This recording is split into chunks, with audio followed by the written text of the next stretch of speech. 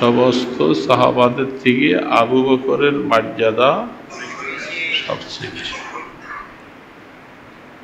তো নবীর মর্যাদা কি উম্মতের থেকে বেশি না কম? তো রাসূল এটা কি বললেন? আমার পরে নবী হইলে কে হইত? ওমর হইত। সে তো আবু বকরের কথা আসলো না। নবুয়তের মর্যাদা যেহেতু উম্মত থেকে বেশি, রাসূল তো এইখানে বলতেন যে আমার পরে যদি নবুয়তের দরজা খোলা থাকতো তাহলে আবু বকর হইত। বুঝেন নাই? আমার পরে নবী হইলে কে হইত? রাসূল তো এটা বলেন। একটু আগে আপনি বললেন যে আবু বকরের মর্যাদা নবীজির পরে সমস্ত উম্মতের আগে। এখন এইখানে আইসা নবীজি আবু বকরকে তো ওই স্থান দিলেন না, সেই স্থানটা দিলেন কাকে? এটা সহিহ হাদিস, হাদিসের মধ্যে কোনো গন্ডগোল নাই। এই হাদিসটা বর্ণনা করছেন রাসূল। একদল ওই কথাটা পরে বলতেছি, যারা হাদিস বুঝে না, ব্যাখ্যা বুঝে না, আবু বকর চিনে না, সাহাবী চিনে না, সাহাবীদের সমালোচনা করে, আবু বকরের সমালোচনা করে, তারা বলে আল্লাহ রসুল এইখানে আবু বকরের নামটা না নেওয়ার পিছনে কারণ আছে। কি বলছি? আবু বকরের নামটা না নেওয়ার পিছনে কারণ আছে। কি কারণ? নবুয়তের শান অনেক বড়। কথাটা বলতে আমার মুখে খুব বাধা আসতেছে, বলতে পারতেছি না, তবুও নকলে কুফর, কুফর না বাসা। কোনো একটা কুফরির কথা একজনে বলছে, আমি বললে আমি কাফের হব না, সেই হিসাবে আমি ভাষাগতভাবে বলতেছি, কিন্তু এই কথাটা বলার আগে আমি মাআযাল্লাহ আল্লাহ পাকের কাছে ফানা চাই, মাফ চাই, তওবা করি। এই কথা যে বলছে সে তো মইরা গেছে গা বইলা, তার কপালে হেদায়েত আছে নাই, কেমনি মাফ করছে না না করছে এটা আল্লাহই ভালো জানে।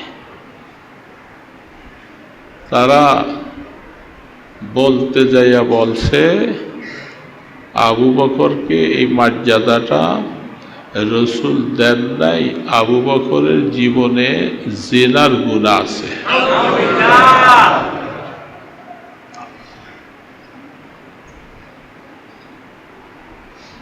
বুঝছেন? আবু বকরের জীবনে এই গুনাহ, এই কারণে আমার পরে নবী হইলে ওমর হবে, আবু বকর হবে না। কি আর থাকে? শুনছেন কথাটা? শুনছেন তো? এমন একটা কথার উপরে এটা যদি আটলান্টিক মহাসাগরে ছাইড়া দেওয়া হয়, পানিটা সব কালো হয়ে যাবে। এরাও এই উম্মতের মুসলমান দাবিদার, এরা এই উম্মতের মানুষকে হেদায়েতের কথা বলে। যারা এই কথাটা বলতে পারছে,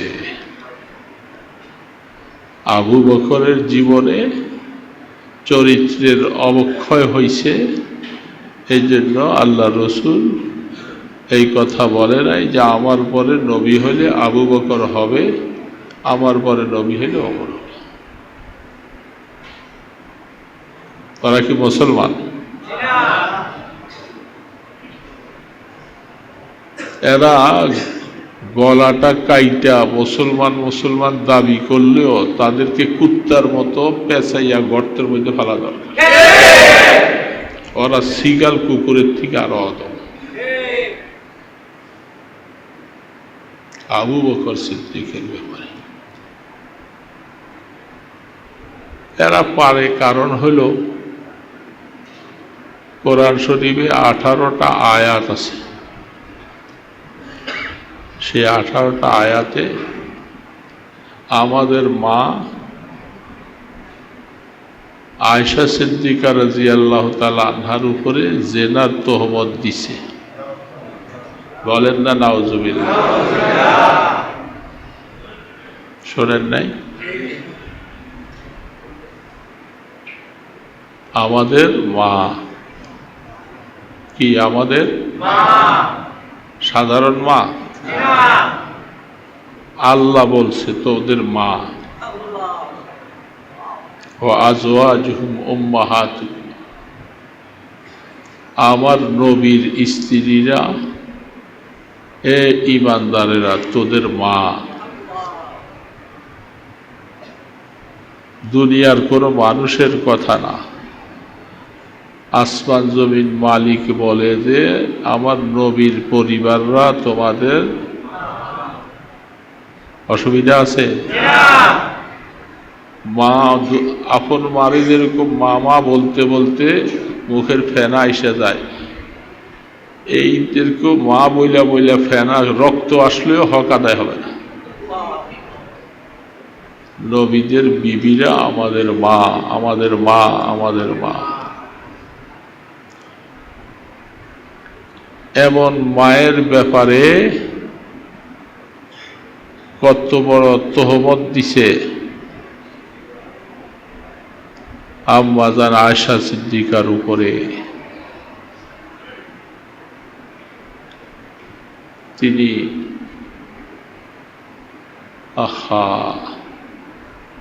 সফওয়ান ইবনে মুআত্তাল রাদিয়াল্লাহু তাআলা আনহুর সাথে তার দৈহিক মিলন ঘটছে। আরে নাউজুবিল্লাহর আওয়াজটা এত ছোট, বুঝে না কিছু, ঘোরার দিন। আমার মা আয়েশা সিদ্দিকার সাথে একজন সাহাবী, দামি সাহাবী, তার সাথে জেনা হয়েছে। এটা হাদিসে আসছে, কোরআন শরীফে আয়াত আসছে। কি না পারে তারা, তারা কি না পারে। ওই জমানায় আল্লাহ রসুলের হায়াতে আম্মা জান আয়েশা সিদ্দিকা রাদিয়াল্লাহু তাআলা আনহা তিনি শুনেনও নাই পুরা মদিনার অলি গলি এই আওয়াজ। আল্লাহ রসুল শোনার পরে চোখ বড় হয়ে গেছে। সফরের থেকে আসতেছিলেন, গজওয়ায়ে বনিল মুস্তালিক সফরের থেকে আসার সময় গলার হাড়টা হাজত আদায় করতে যাইয়া পড়ে গেছিল। এটাকে তালাশ করতে গেছে তিনি। অল্প বয়স, ছোট মানুষ। উনি যেই ওটের হাওদাজের মধ্যে ওনাকে উঠাইছিলেন, তো সাহাবী যিনি ওটটা বহন করে যাইতেছেন রসুল সহ ওই কাফেলায়, তো মনে করছে উনি ওইটার ভিতরে আছে। ওইটা টান দিয়া ওটের পিঠে বসাইয়া দিছে, কাফেলা গেছে গা। উনি তো হাড়ের ছড়া তালাশ করতে যাইয়া উনি আইসা দেখে যে কাফেলা নাই। হায়, তো একজন সাহাবী, এই যে সফওয়ান ইবনে মুআত্তাল রাদিয়াল্লাহু তাআলা, ওনাকে সমস্ত কাফেলার পিছনে আল্লাহ রসুল রাইখা আসে। কোনো সামানপত্র কিছু পড়ে থাকলে এগুলি, তো উনি পিছনে আছে। আম্মা জান আয়েশা, তিনি আয়েশা দেখা কেউ নাই, তো নিশ্চয়ই আমাকে সামনে যাইয়া যদি না পায় আমাকে তালাশ করবে, আমাকে রাইখা তো আর চলে যাবে না। তো তিনি আয়েশা রাত্র জাগছে সারা রাত, ওই ধুলাবালির মধ্যে বোরকা পরা অবস্থায়, চাদর পরা,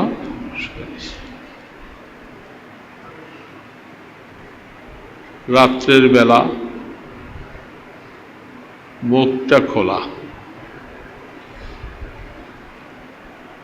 দূর থেকে একটা গাট্টির মতো দেখা যায়, মানুষ বোঝা যায় না। হযরত সফওয়ান রাদিয়াল্লাহু তাআলা আনহু দূরের থেকে দেখে যে সামনে কি যেন পড়ে আছে, আর একটু কাছে আসছে। কাছে আসার পরে যেহেতু ছোটবেলায় আম্মা জানকে দেখছে, ওনার মুখটা খোলা ছিল। উনি দেখা জোরে আওয়াজে ইন্না লিল্লাহ বললেন, হায়, মা এখানে শুয়ে রয়েছে।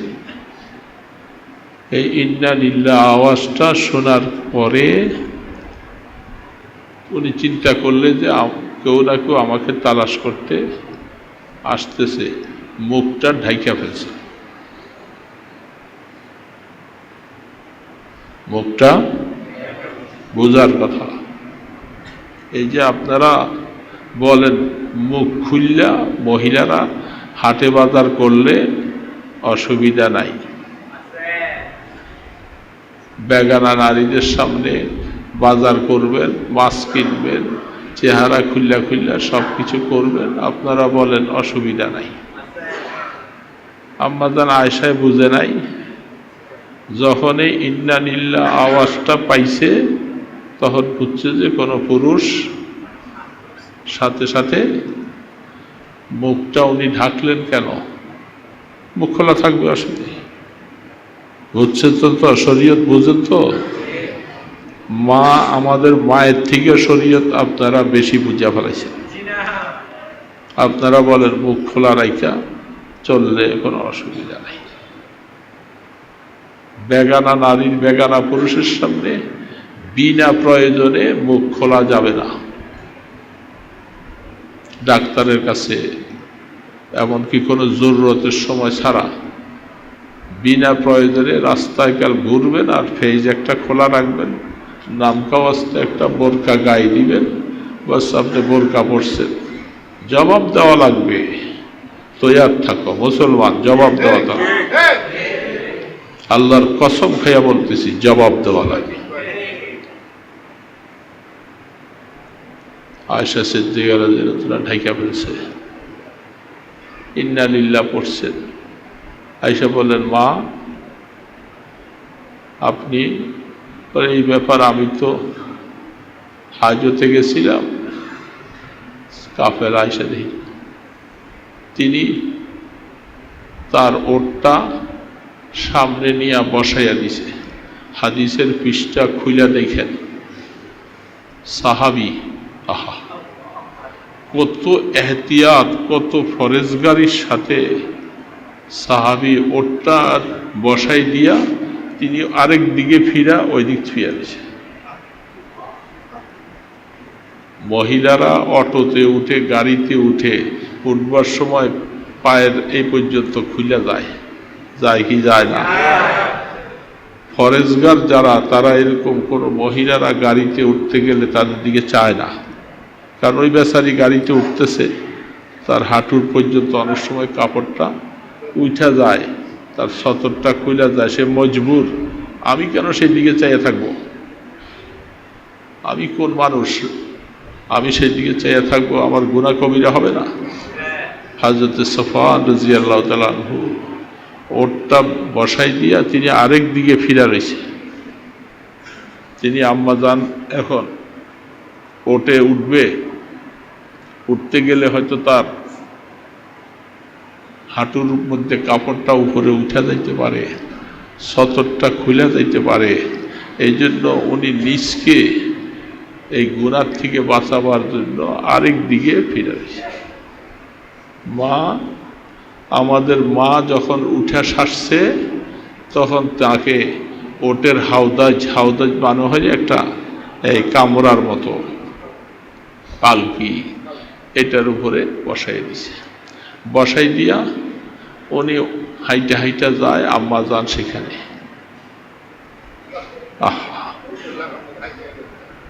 তিনি হাইটা যাইতেছে, আম্মা জানকে সেখানে বসে। আর এই জিনিসটাকে মোনাফেক, হায় রে মোনাফেক, তোরা যে কত ক্ষতি করলি দিনের, কত ক্ষতি করলি তোরা দিনের, সময় মতো জবাব পাইবি।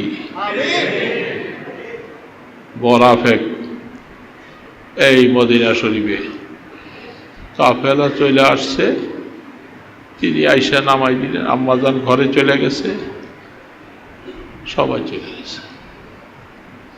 এই মোনাফেক, ওর আর ঘুম নাই। একটা সুযোগ পাইছি, মুহাম্মদুর রাসূলুল্লাহরে কালারিং করার মতো একটা সুযোগ পাইছি। এই ঘুম হারাম কইরা মদিনার অলিতে গলিতে শুনছ কি হয়েছে, এই এই ঘটনা হয়েছে। ওহো, আল্লাহ রসুল এই কথাটা শোনার পরে আম্মাজানকে বলছেন, তুমি বাবার বাড়িতে চলে যাও। তিনি আবু বকর সিদ্দিক রাদিয়াল্লাহু তাআলা আনহুর ঘরে চলে গেছেন। কেন যাইতে বলছে মা জানে না, রসুল তো শুনতেছে। সারা মদিনার গলি সাহাবায়ে কেরাম কান্নার রোল, রসুলের চোখে পানি পড়ে। আল্লাহ রসুল এইভাবে দেখছে, তিনি চুপচাপ। রহমতে দো আলম তিনি শ্বশুর বাড়িতে গেছে। আবু বকর সিদ্দিক রাদিয়াল্লাহু তাআলা আনহু তো পেরেশান। মেয়েকে জিজ্ঞাসা, এখনো জানে না কি ঘটনা। হযরতে মিস্তাহ রাদিয়াল্লাহু তাআলা আনহু বদরের যুদ্ধে অংশগ্রহণ করছে। আবু বকর সিদ্দিক রাদিয়াল্লাহু তাআলা আনহুর আপন ভাগিনা। তো মানুষ এত বেশি বলতে বলতে সেও মনে মনে চিন্তা করছে, শয়তান তো মানুষের সাথে আছে, হইলেও হইতে পারে, হইল যে এই কথাটা বলছে তিনি আবু বকর সিদ্দিকের আপন আয়েশা সিদ্দিকা রাদিয়াল্লাহু আনহার ফুফাতো ভাই। উনি মনে করছে হইতে পারে। উনি অসুস্থ হয়ে গেলেন। আয়েশা সিদ্দিকা রাত্রে ধৈরা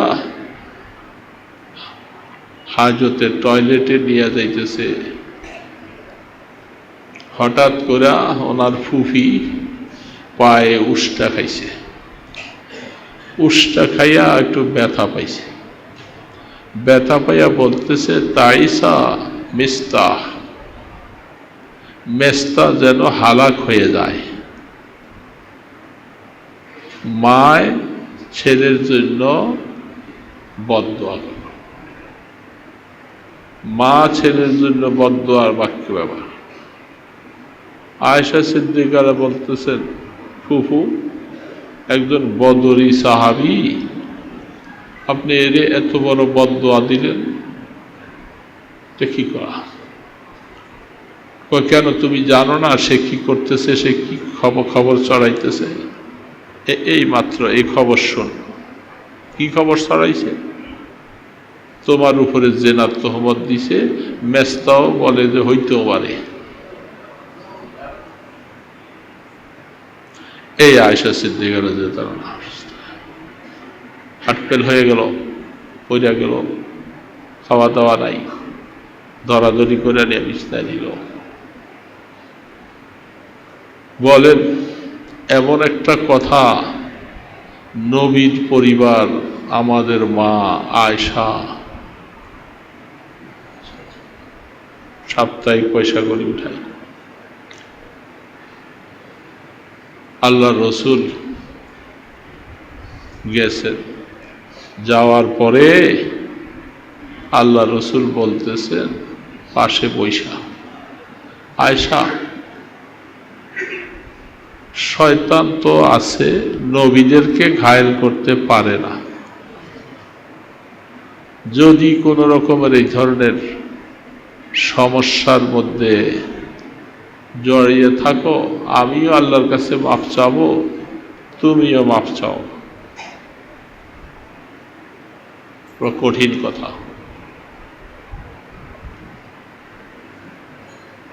রাসূল এই ব্যাপারে সন্দিহান হয়ে গেছে, অথচ তার কাছে ওহী আসে। ওহী আসনেওয়ালা সেই মানুষ, তিনি বলতেছে ভুল হয়ে গেলে তওবা করা যায়। আম্মা জান আয়েশা সিদ্দিকা রাদিয়াল্লাহু তাআলা বলতেছেন, আমি আজকার এই ব্যাপারে আমি যদি বলি যে আমি এই অন্যায় করি নাই, আপনি বিশ্বাস করবেন না। আর যদি বলি আমি অন্যায় করছি, তাহলে এত বড় মিথ্যা কথা কেমনে বলি? এই জন্য আমি কি করব, আমি ইয়াকুব আলাইহিস সালাম ওনার ছেলে হারাইয়া ফেলছে, ভাইয়েরা বলছে বাঘে খাইয়া ফেলছে, ইয়াকুব আলাইহিস সালাম আল্লাহর উপরে হাওলা করে দিছে। আমিও আমার ব্যাপারটা আপনার কাছেও বলবো না, কারোর কাছে বলবো না। আল্লাহুল মুস্তাআন। এই অবস্থায় রাসূল চলে আসলেন। একটা মাস বলেন, জানটা কাল কোন রকম জীবনটা একটু আছে, খাওয়া নাই, দাওয়া নাই, ঘুম নাই, বিশ্রাম নাই, নিস্তার নাই। একটা মাস শেষ হয়ে গেছে। এই দিক থেকে আল্লাহ পাকের কি ইচ্ছা, আল্লাহ তো সাথে সাথেই ওহী দিয়া জানাইয়া দিতে পারতেন, কিন্তু একটা মাস জিবরিলও আসে না, মদিনার অলিতে গলিতে এই অবস্থা। মুনাফিকরা কি খুশি, মুনাফিক। এক মাস পরে আল্লাহ রসুল মসজিদে নববীতে জিবরিল আলাইহিস সালাম কোরআন শরীফে 18টা আয়াত একসাথে নিয়ে নাযিল হয়েছে। 18টা আয়াত, 18টা আয়াত নাজিল হইয়া আল্লাহ এক মাস পরে বলতেছে আমার আয়েশা পবিত্র, পুত পবিত্র।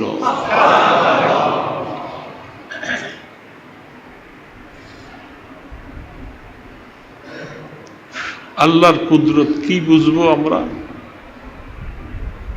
তিনি সাথে সাথে জানাইতেন। মুনাফিকি চক্রদের কি অবস্থা, ওরা যে ইসলামের কত ক্ষতি করে, আমাদের মাদেরকে কি ক্ষতি করছে, আমাদের নবীদের কি ক্ষতি করছে, এটা মুসলমান তোমরা ভুলে যাইও না। ভুলে যাও। মুনাফিকি চক্র আয়াত নাজিল হওয়ার পরে আল্লাহ রসুল আবু বকর সিদ্দিক রাদিয়াল্লাহু তাআলা আনহুর ঘরে গেছে। হযরত উম্মে রুমান রাদিয়াল্লাহু তাআলা আনহা, ওনার মা আয়েশা সিদ্দিকার মা, পাশে যাইয়া বসছে। কোরআন শরীফের আয়াতটা রসুল তেলাওয়াত করে শোনাইছে। শোনাবার সাথে সাথে আয়েশা সিদ্দিকা রাদিয়াল্লাহু তাআলা আনহার মা বলতেছে, আয়েশা উঠো, আল্লাহ তোমার পবিত্রতা বয়ান করে আয়াত নাজিল করছে, তুমি উঠা রসুলের কাছে যাও, শুকরিয়া আদায় করো।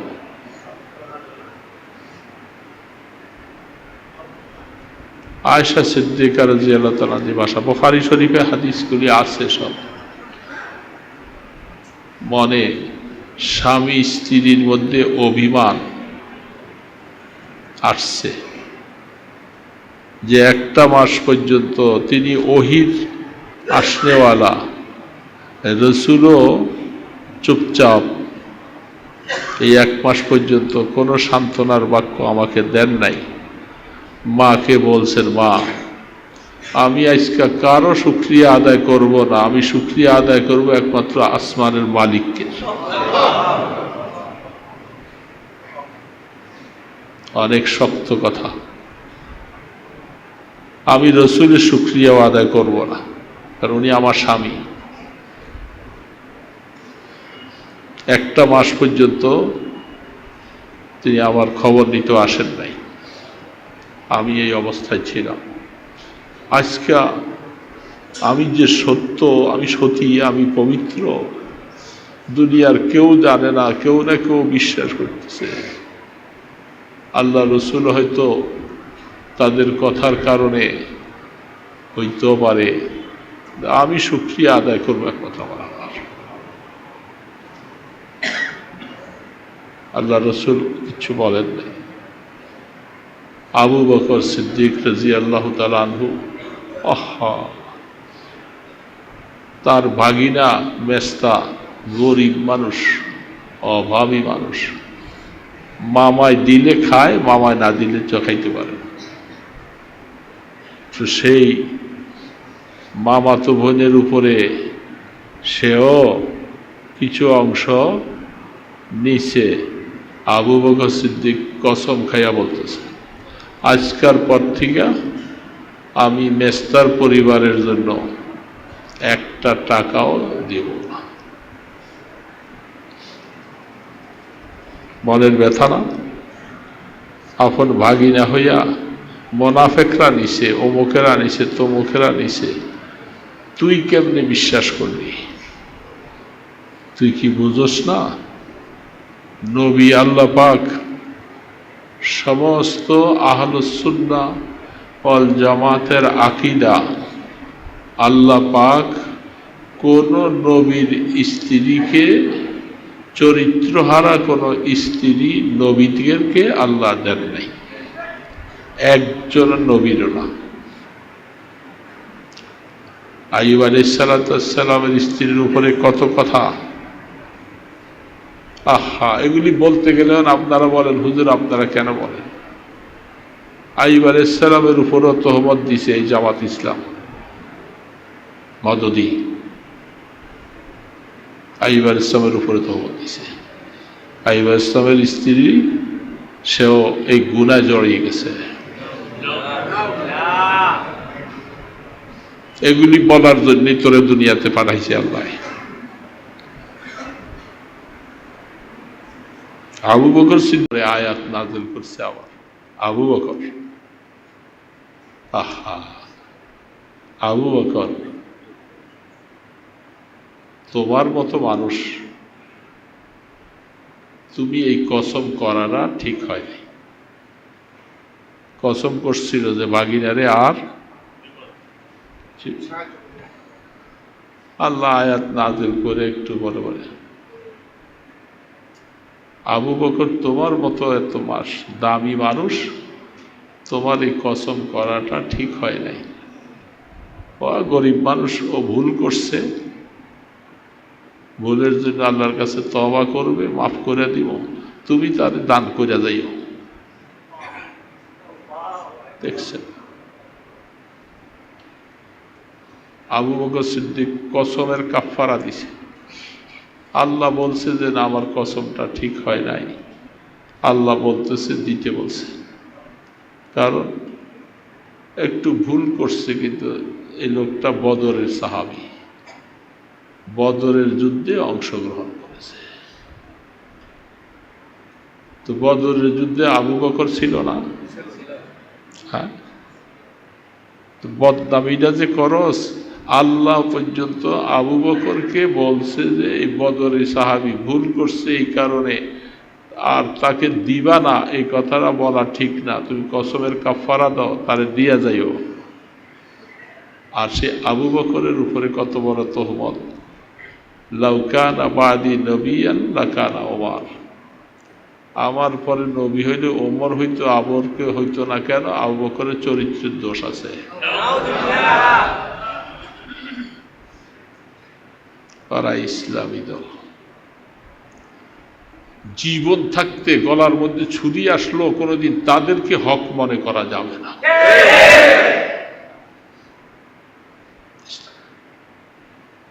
আরো কত কিছু পাবেন। এই যে এখন সৌদি আরব আমাগো প্রাণ কেন্দ্র, ঈমান আনতে হবে কার মতো?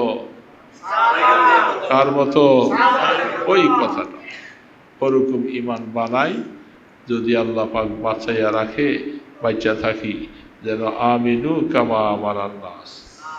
সাহাবাদের সমালোচনা যারা করে এরা ইসলামের দুশমন, দুশমনদের সাথে কোনোদিন বন্ধুত্ব নাই। আমাদের মার উপরে চরিত্র হনন করা হয়েছে, তারা সবাই করছে, ওনারা আমাদের মা, আমাদের জীবন মরণের সাথে সম্পর্ক। এই জন্য মনে রাখি দোস্তরা, ঈমানটা সাহাবাদের ঈমানের মতো হোক। আল্লাহ আমাদের সকলকে এই টুটাফাটা কথাগুলি বুঝবার, আমল করার তৌফিক দান।